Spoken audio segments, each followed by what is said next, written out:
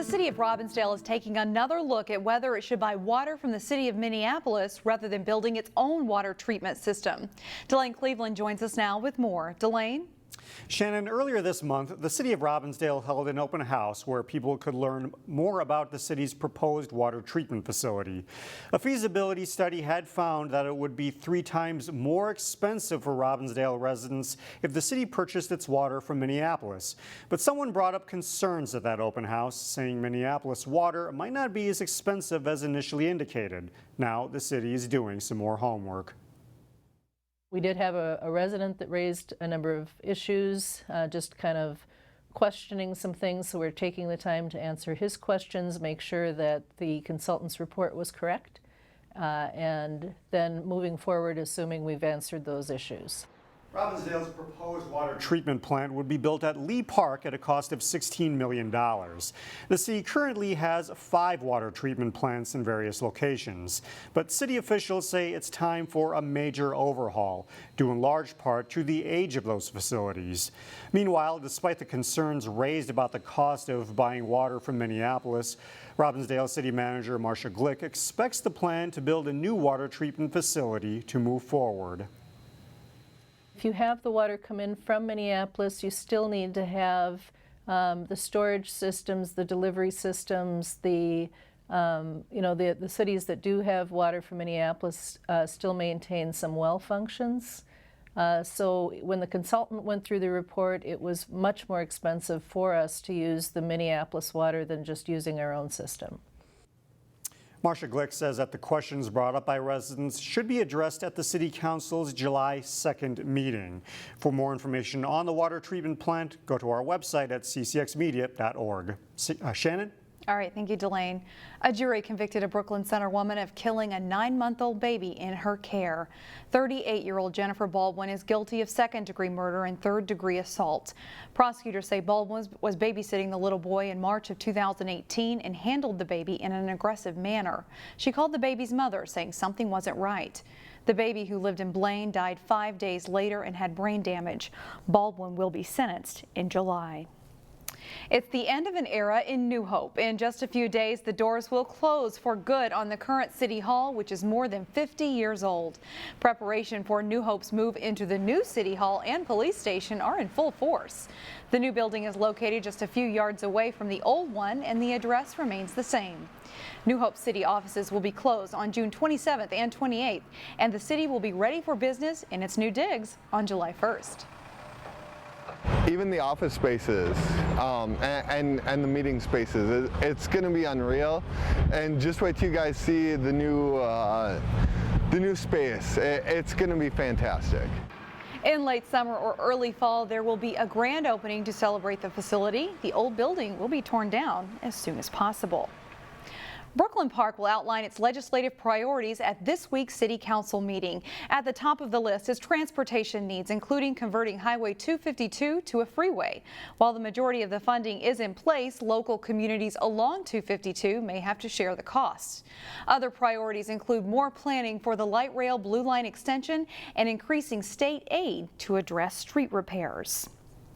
How powerful is your sense of smell? Perhaps more powerful than you think. Smell can affect what we think and how we feel, and it can even trigger our memory. As Corey Bork reports in this week's Business Matters, there's a business at the shops at Arbor Lakes in Maple Grove that wants to make what we smell a fun and memorable experience. It's just kind of add a little bit, stop and stir along the way, smell as you go, and just kind of create the perfect blend. Inside Olfactory's scent studio in Maple Grove, noses are put to work.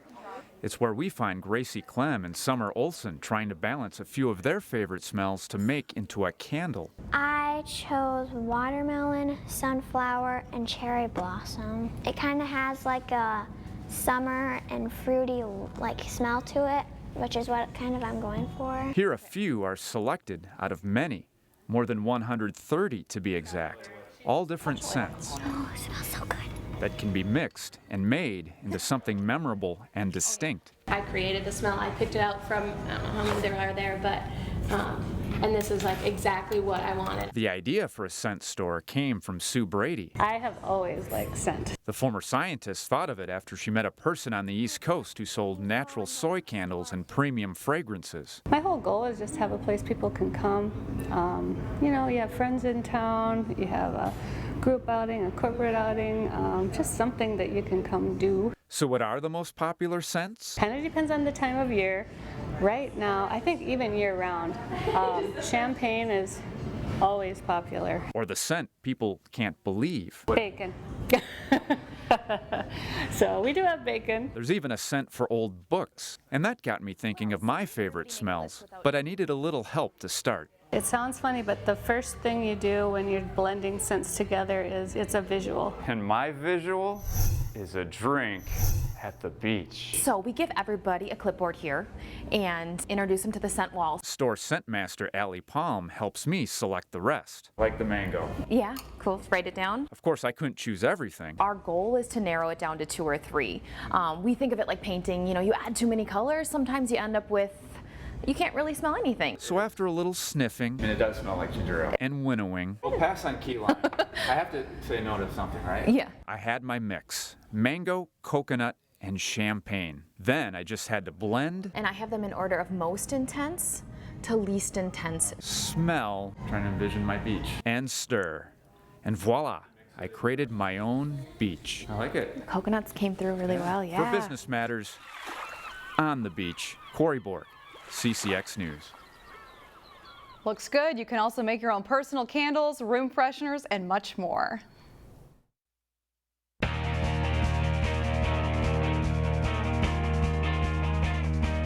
The Women's World Cup is being played in France right now, and the U.S. national team is going for its 4th World Cup title.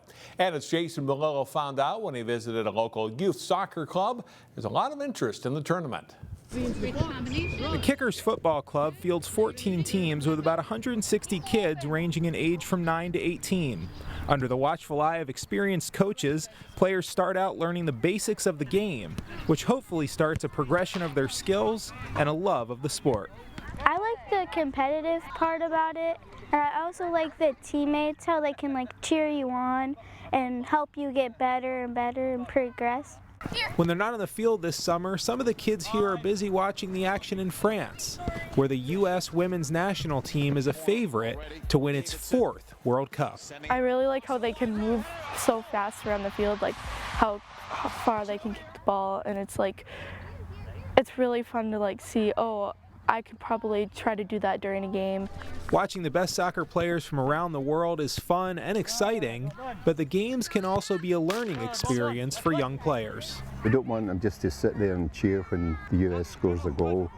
We want them to watch even the other team, and even watching for mistakes so that they know what not to do. That's an important part of soccer as well. I'm encouraged by not just our team, but other girls. They're watching it, they're paying attention. Not just watching it for the spectacle. I've seen their aggressiveness, and I've kind of put it towards my game. I get fouled sometimes, and it makes me really upset. And as I watch them get a foul and not get upset and just brush it off, it's really helped me. The success of the U.S. women's national team and the players' fight for equal pay is inspiring, and hopefully it will teach young girls to fight for their goals, whether that's on the pitch or in life. Jason Melillo, CCX Sports. The U.S. women beat Spain 2-1 Monday for their 4th win in the tournament as they advance to the quarterfinals. Players interested in trying out for the Kickers Club can go to their website at kickersfc.com. It was a great afternoon Sunday for 2 local high school softball players honored at a special luncheon at Target Field. Champlin Park's Holly Blaska on the left and Maple Grove's Ayla Dueck were 2 of 7 finalists for the Mid Softball Award, presented annually to the top graduating senior in the state. Pictured here with former Twins great Justin Morneau, Blaska and Dueck both enjoyed all-state seasons, with Dueck's Maple Grove team winning the Class 4A championship earlier this month. Neither won, however, as Ms. Softball was awarded this year to Faribault pitcher Michaela Armbruster, who led the state in strikeouts the past 2 seasons. Our Sports Jam show wrapped up for the season last week, but we have a final Play of the Week award winner to announce. Wayzata golfer Brendan Lee hit this great sand shot at Bunker Hills on the second day of the state golf tournament to help him make par on the 7th hole east as he tied for low finish among golfers from our area. Brendan's shot garnered 850 of your votes. Thanks to all who voted and participated in Play of the Week this year. Our next one will air in September. That's all for sports. Shannon, back to you. All right, we'll look forward to it. Thank you, John. On Saturday, the weather held out for the Family Festival at Earle Brown Days in Brooklyn Center.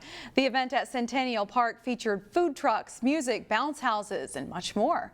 We'll leave you with a glimpse of the fun from the Family Festival at Earle Brown Days. And a reminder for you, of course, you can see all of our stories on our website, ccxmedia.org.